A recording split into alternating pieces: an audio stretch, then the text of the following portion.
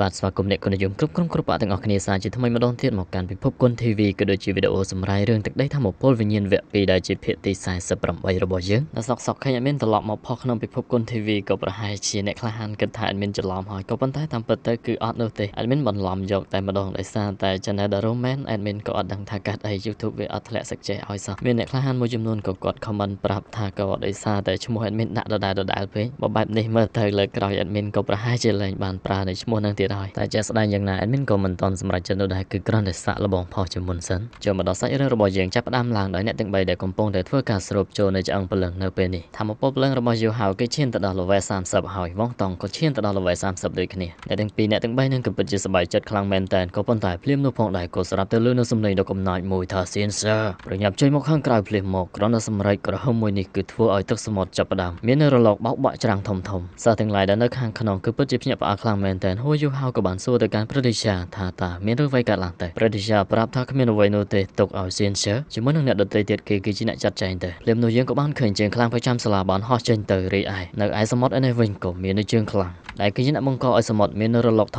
ំហើយព្រឹទ្ធាចារ្យ Sensor ជាមួយនឹងគ្រូនាយកក៏ដូចជាគណៈគ្រប់គ្រងសាលាផ្សេងទៀតពេលនេះក៏បានមកដល់ដើម្បីរងចាំទទួលភ្ញៀវដែលបានមកដល់ស្ទើរតែងងឹតមេឃដូចជាអ្វីដែលអ្នកខ្លះហានទាំងអស់គ្នាបានឃើញចឹងល្បឿនរបស់ពួកគេគឺពិតជាលឿនខ្លាំងមែនទែនអ្នកគ្រូចៅវិជ័យជាមួយនឹងកូនសិស្សក៏បានចេញមកមើលផងដែរលោកគ្រូហ្វានបានចាត់ចែងសិស្សម្នាក់ទៅនោះម្នាក់ទៅខាងនោះរីឯណានស៊ូសានសឹកក៏ដូចជាប៉ៃក៏រងចាំមើលដូចគ្នាសម្លឹងទៅលើអាកាសយើងក៏បានឃើញនៅចំហាយធម្មពលពណ៌បៃតងស្របគ្នានោះផងដែរព្រឹទ្ធាចារ្យមាធំម្នាក់ក៏បានបង្ហាញខ្លួនព្រឹទ្ធាចារ្យសៀនកាលបើឃើញដូច្នេះក៏បាននិយាយហើយថាកញ្ចក់ទូតើលោកចង់ប្រកាសសង្គ្រាមជាមួយនឹងសាលាបិសាចមួយនេះព្រឹទ្ធាចារ្យពុកមាត់បៃតងម្នាក់នឹងមាននៅកូនចៅជាច្រើនព្រមទាំងនិយាយថាជប់និយាយអត់បានកើតទៅប្រគល់ហួយយូហៅភ្លាមមកសំឡេងនេះគឺបានលឺមកដល់ហួយយូហៅគាត់ក៏ដឹងហើយថាគេមកទីនេះដើម្បីតែគាត់ហើយឃើញថាព្រឹទ្ធាចារ្យបានប្រាប់ថាម្ចាស់នៃសំឡេងនេះគឺជាមនុស្សមកពីបរិយាកាយព្រមទាំងជាមេបកផងដែរមានឈ្មោះថាទូពូស៊ឺបរិយាកាយក៏តែងតែជានិកាយមួយដ៏មានអំណាចបើទោះបីជាការត្រួតត្រារបស់គេតឹងរឹងក៏ប៉ុន្តែពួកគេគឺពិតជាការពារទៅដល់សិស្សរំបក់និយាយទៅកាន់យូហៅបើយើងទៅតាមប្រភពដើមនៃព្រលឹងការពារដែលគឺជាកែផ្នែកវិញ្ញាណនឹងក៏អាចចាត់ទុកបានថាយូហៅគឺជាសមាជិកនៃបរិយាកាយដូចគ្នាហើយដើម្បីយុត្តិធម៌គាត់ក៏បានប្រាប់ថាបរិយាកាយគឺជានិកាយដ៏ធំដែលជាប់នៅចំណុចថ្នាក់ទី1នៅក្នុងភូមិភាគកណ្ដាលពួកគេគឺច្បាស់ជាមាននៅវិធីដើម្បីដាស់កែផ្នែកវិញ្ញាណរបស់ហួយយូហៅជាលើកទី2ស្ដាប់ថាការដាស់ជាលើកទី2បែបនេះយូហៅគឺពិតជាភ្ញាក់ផ្អើលមែនទែនព្រឹទ្ធាចារ្យប្រាប់បន្ថែមព្រលឹងការពាររបស់យូហៅគឺខុសអំពីព្រលឹងការពារផ្សេងទៀតហើយដូច្នេះវាអាចទៅរួចនៅក្នុងការដាស់ឡើងជាលើកទី2បន្ទាប់ពីធ្វើការដាស់រួចហើយសមត្ថភាពគឺច្បាស់ជាការឡើងយ៉ាងខ្លាំងសម្លឹងមើលទៅកាន់កងព្រលឹងរបស់ព្រឹទ្ធាចារ្យទូពូស៊ឺនឹងទៅគឺពិតជាច្រើនខ្លាំងមែនទែនព្រឹទ្ធាចារ្យនិយាយទៅកាន់យូហៅទៀតថាបើសិនជាឯងយល់ព្រមចូលទៅក្នុងបរិយាកាយជាឡៃខកគឺច្បាស់ជាដកថយភ្លាមស្ដាប់លើនៅព្រឹទ្ធាចារ្យនិយាយបែបនេះយូហៅដើរទៅមុខមួយជំហានប្រាប់ទៀតថាស្លាបបិសាចគឺជាផ្ទះរបស់ខ្ញុំហើយថែមទាំងគឺជាបករបស់ខ្ញុំមួយជីវិតនេះខ្ញុំគឺមិនផ្លាស់ប្ដូរជាដាច់ខាតហើយក៏មិនផ្លាស់ប្ដូរនៅឆន្ទៈរបស់ខ្លួនឯងដែរ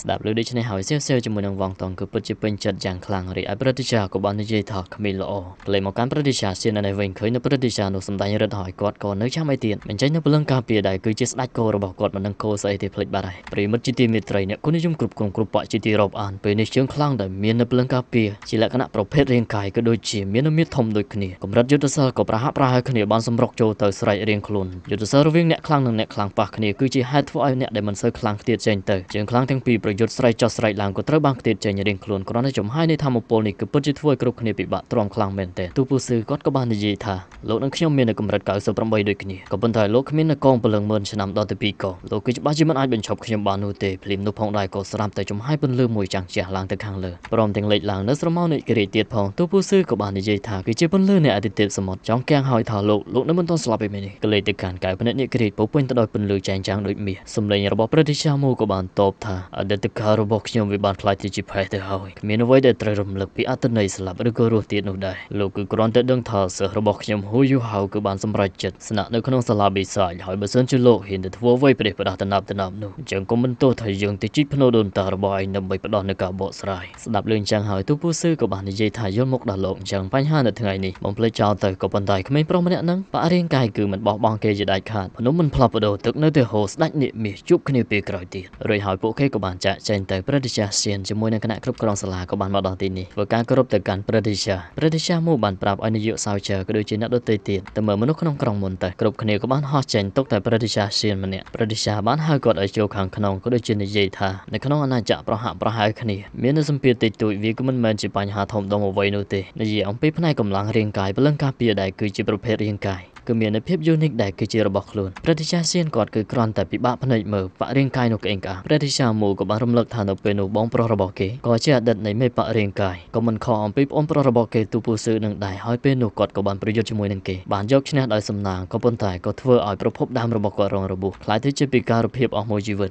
រំលឹកទៀតថាស្ដេចនាគរាជមាសគឺបានបាត់បង់នៅគេឈ្មោះមិនដូចជាពីមុននោះទេព្រឹទ្ធាចារ្យសៀនក៏នៅតែប្រាប់ថាមូឡៅលោកកុំនិយាយបែបនេះអីលោកគឺជាទាំងអង្គកំពូលរបស់សាលាបិសាចតែព្រឹទ្ធាចារ្យក៏នៅតែរំលឹកថាអាយុជីវិតរបស់មនុស្សគឺមាននៅដែនកំណត់គាត់មានអារម្មណ៍ដឹងថាទីបញ្ចប់របស់គាត់គឺនៅមិនឆ្ងាយប៉ុន្មាននោះទេសត្វទាំង3ស្ដាប់ឮហើយបារម្ភខ្លាំងមែនទែនតែព្រឹទ្ធាចារ្យប្រាប់ថាកុំបារម្ភអីតើចាស់យើងគឺមិនទាន់ឆាប់ទៅពេលនោះទេហើយយូហៅក៏ដូចជាបាក់ដៃឲ្យគាត់ចូលមកយូហៅពេលនេះក៏បានដើរចូលទៅរកអង្គុយចុះព្រឹទ្ធាចារ្យក៏បានរំលឹកនៅថ្ងៃដំបូងដែលបានឃើញយូហៅគាត់ក៏ដឹងហើយថាយូហៅគឺជាក្មេងដែលមាននៅប្រវត្តិរឿងរ៉ាវច្រើនបើទោះបីជាការភ្នែករបស់យូហៅពេលនោះភ្លឺថ្លាក៏ដោយក៏ប៉ុន្តែវាក៏បង្កប់នៅការឈឺចាប់ដ៏ជ្រាលជ្រៅពីអ្នកនោះលើហើយស្លុតចិត្តមែនទែនរីឯព្រឹទ្ធាចារ្យក៏បន្តទៀតថាក្នុងរយៈពេលថ្មីនេះការឈឺចាប់នៅក្នុងចិត្តរបស់យូហៅក៏ត្រូវបានរលាយទៅអស់គាត់ជាមួយនឹងសាលាគឺបានធ្វើឲ្យយូហៅមានអារម្មណ៍ថាទីនេះគឺជាផ្ទះស្ដាប់លើដូច្នេះយូហៅក៏ចាប់ផ្ដើមស្រក់ទឹកភ្នែកម៉ាត់តែម្ដងក៏ដូចជានឹកឃើញនៅពេលដំបូងដែលបានជួបជាមួយនឹងທາງយ៉ាប៉ៃសិស្សច្បងរបស់គាត់ឆាយថាក៏ដូចជាសិស្សច្បងដទៃទៀតរួមជាមួយនឹងគ្រូព្រឹទ្ធាចារ្យក្រោកឈរឡើងដឹកដៃយូហៅក៏ដូចជាប្រាប់មុននេះគាត់គឺបានប្រាប់ទូពូស៊ឺហើយថាយូហៅគឺជាសិស្សរបស់គាត់គេក៏បានសន្យាថាដរាបណាយូហៅនៅក្នុងសាលាបិសាចមួយថ្ងៃគេក៏មិនហ៊ានមាននៅគំនិតអាក្រក់អ្វីដែរព្រឹទ្ធាចារ្យសៀនពេលនោះក៏បានប្រាប់ថាអាក្មេងល្ងងប្រញាប់លុតជង្គង់ហៅថាលោកគ្រូភ្លាមទៅយូហៅរបស់យើងលើហើយក៏ភ្ញាក់ផ្អើលណាស់ដែររួចហើយក៏ប្រញាប់លុតជង្គង់ហៅថាជាលោកគ្រូស្រីស្អាតទាំងពីរសប្បាយចិត្តជំនួសយូហៅរីឯព្រឹទ្ធាចារ្យបាននិយាយបន្តថា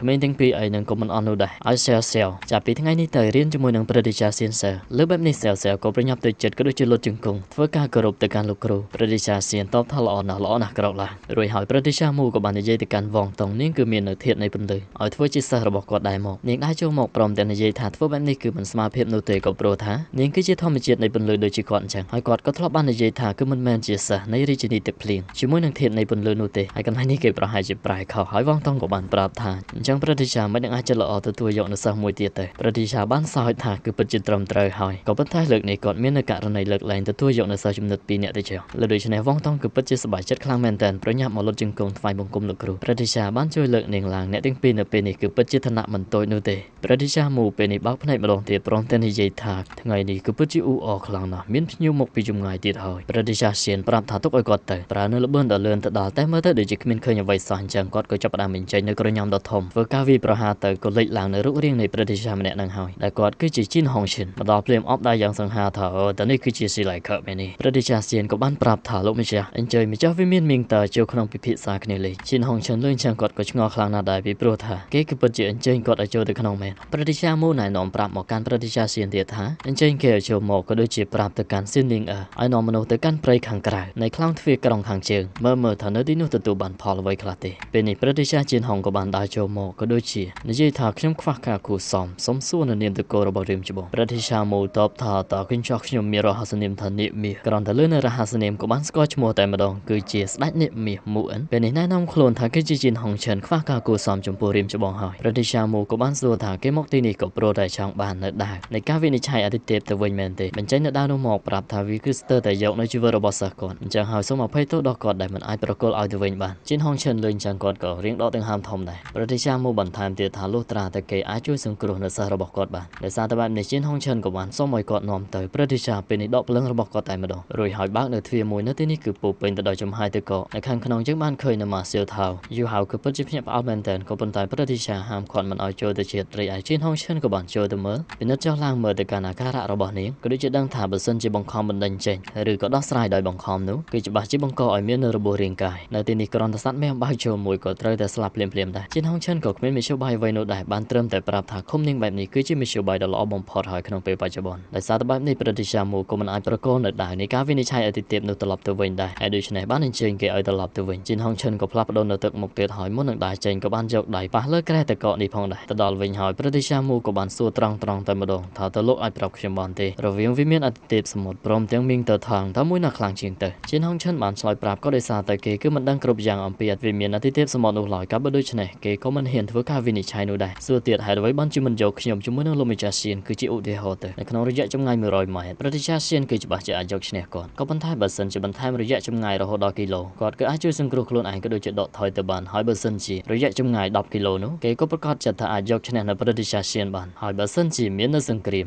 នោះមីងតើថាគឺច្បាស់ជាឈ្នះយូហៅជាមួយនឹងសិស្សទាំងពីរលើបែបនេះក៏ដូចជាចង់មុំម៉ៅរីឯប្រទេសសាមូតបថាលោកហាក់បីដូចជាជឿជាក់ខ្លាំងណាស់ជីនហុងឈិននៅតែរំលឹកចឹងថាបើសិនជាមាននៅសង្គ្រាមគឺមិនច្បាច់សង្ស័យនោះទេក៏ដោយសារតែគេមានប្រៀបទៅលើអាវុធព្រលឹងណែនាំប្រទេសសាមូក៏បានរៀបរាប់ថាពីមុនគាត់ក៏ធ្លាប់ទៅលេងនៅមីងតើថាដែរការអភិវឌ្ឍនៅឧបករណ៍ព្រលឹងណែនាំនៅទីនោះគឺពិតជាលើសពីការរំពឹងទុករបស់គាត់មែនជីនហុងឈិនស្ដាប់លេងចឹងគឺពិតជាភ្ញាក់ផ្អើលខ្លាំងមែនទែនគាត់ទៀតថាតែគាត់ចង់មានន័យថាប្រព័ន្ធការពារនៅក្នុងមីងតើថានៅចំពោះមុខគាត់គឺអត់បានការមែនទេប្រទេសសាមូក៏បានរំលឹកថាក៏ប្រហែលជានៅថ្ងៃណាមួយនៃអនាគតសូម៉ាស្តាក៏ប្រហែលជាត្រូវបានផ្លាស់ប្ដូរដូចជាពេលដែលអាវុធព្រលឹងណែនាំបានមកជំនួសនៅអាវុធសម្ងាត់របស់បកថាជីនហុងឈិនពេលនេះគាត់ក៏បានលើកឡើងនៅសំណើមួយក៏សង្ឃឹមថាប្រទេសសាអាចរៀបចំឲ្យសាលាសូរិយាចន្ទ្រាគឺអាចផ្លាស់ប្ដូរនៅកម្មសិក្សាមកទីនេះបានហើយគាត់ក៏ធានាសុវត្ថិភាពទៅកាន់សិស្សដែលមកពីសាលាវិស័យផងដែររំលឹកទៅកាន់មីងតើថាដែលមាននៅបច្ចេកវិទ្យាឧបករណ៍ព្រលឹងណែនាំជឿនលឿនហើយគាត់ក៏នឹងមិនលាក់បាំងនៅការសម្ងាត់អ្វីនោះដែរប្រទេសសាលើដូច្នេះហើយក៏មិនចំទាស់អ្វីនោះទេគឺដូចជាប្រាប់ឲ្យម្ចាស់សាលមីងតើទុកចិត្តចោះលោកគឺអាចបញ្ជូនសិស្សឲ្យមកចូលរួមផ្លាស់ប្ដូរនៅកម្មសិក្សានៅសាលាវិស័យបានថែមទាំងប្រាប់ទៀតថាយូហៅគឺជាសិស្សរបស់គាត់គេក៏មាននៅទេពកោសល្យនៅក្នុងឧបករណ៍ព្រលឹងណែនាំដែរហើយដូច្នេះគាត់មានគម្រោងបញ្ជូនគេទៅកាន់អាណាចក្រសូរិយាចន្ទ្រាដើម្បីធ្វើជាសិស្សផ្លាស់ប្ដូរនៅកម្មសិក្សានោះរំលឹកទៀតថាមិនយូរនោះទេគេក៏នឹងក្លាយទៅជាសិស្សរបស់លោកផងដែរសួរទៀតថាហេតុអ្វីបានជាលោកមិនព្រមបញ្ជាក់នៅការស្មោះត្រង់ភ្លាមទៅចាញ់អំណាចរបស់ប្រទេសសាមូបែបនេះជីនហុងឈិនក៏បានឲ្យនៅឧបករណ៍ការពារដែលមាននៅកម្រិតទី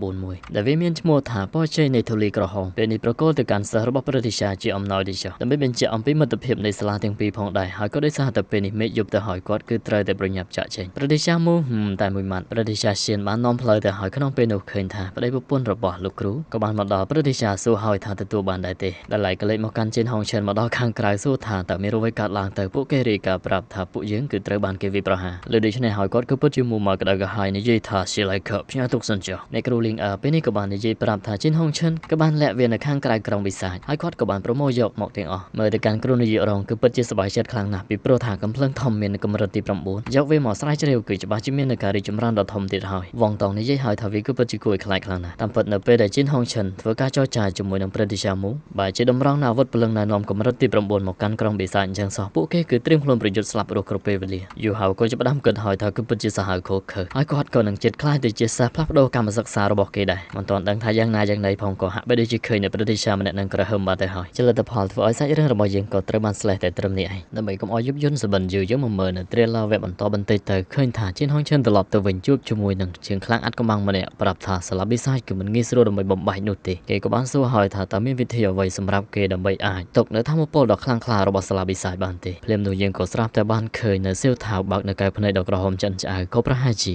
តាក់ទងជាមួយនឹងអ្វីម្យ៉ាងដែលប្រតិជាម្នាក់នោះបានប៉ះទៅលើការ៉េតកោហើយមហិច្ឆតារបស់ពួកគេគឺពិតជាធំខ្លាំងណាស់ដោយឡែកប្រតិជាមូអិនក៏បានឲ្យយូហៅជាមួយនឹងសៀវចេញទៅប្រមាញ់នៅកងពលឹងមើលទៅកាន់ចំហាយនៃបិសាចពលឹងនេះគឺពិតជាធំខ្លាំងមែនទែនរីឯធានមីងក៏បានប្រាប់ទៅកាន់យូហៅថាគឺមាននៅចំហាយវិញ្ញាណដែលស័ក្តិសមចំពោះយូហៅហើយហើយយូហៅទៅម្នាក់ឯងរកនៅកន្លែងស្ងាត់ហើយប្រញាប់ចាត់ការវាទៅតែយើងក៏មិនទាន់ដឹងថាយូហៅក៏នឹងទទួលបាននៅកងពលឹងអ្វីស្នេហ៍ពលឹងអ្វីវគ្គ highlight ក៏ត្រូវបាន